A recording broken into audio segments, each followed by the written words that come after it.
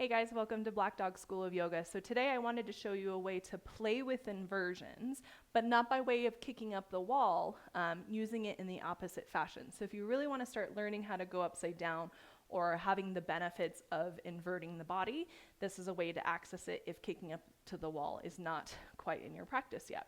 So I recommend a block. You don't have to have a block. A book is also fine too.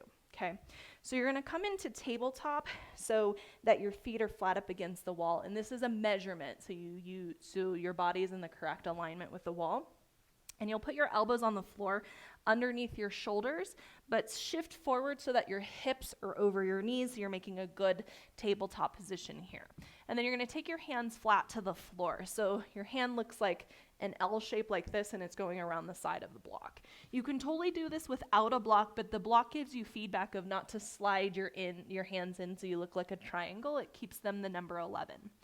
And then from here, you're going to lift your hips up, and what generally happens is our shoulders kind of stay forward of the elbows like this. So I want you to really work your shoulders back towards the wall, belly towards the thigh, so you're like in this dolphin pose, and eventually kind of getting your ears in line with your arms as best as you can. Press down into the thumb index side of your hand where the block is, so your hand is fully anchored into the floor. So if you want to start playing with inversions, you can do it simply like this. Put your right foot in the center, taking your left foot up like this. And just pause. This is plenty. This is so much already. And guess what? You're upside down, so you don't actually need to lift your legs all the way up. If you're taking the one leg version, make sure you switch sides. Taking a couple breaths there.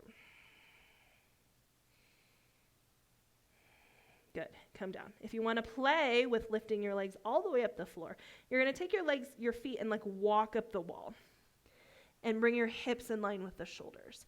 So I feel like I'm a little bit far away because I want the hips to be stacked right directly underneath my shoulders. So I'm going to scoot back just a little bit towards the wall and then lift up.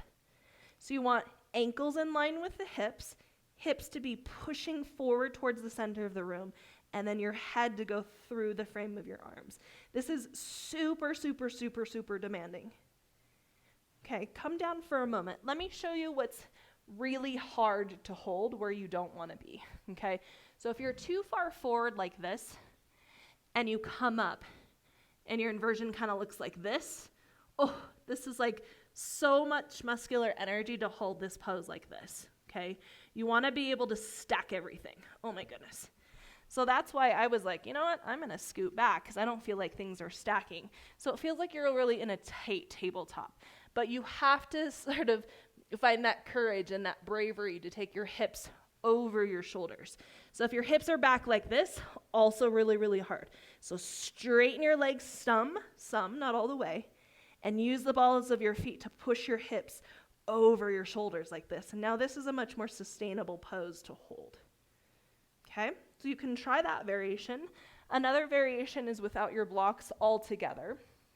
You can play this in a headstand or a forearm stand. I'm going to teach you a forearm stand today, so I'm not going to give you the intricacies of a headstand, but if you have that in your practice, you can try that.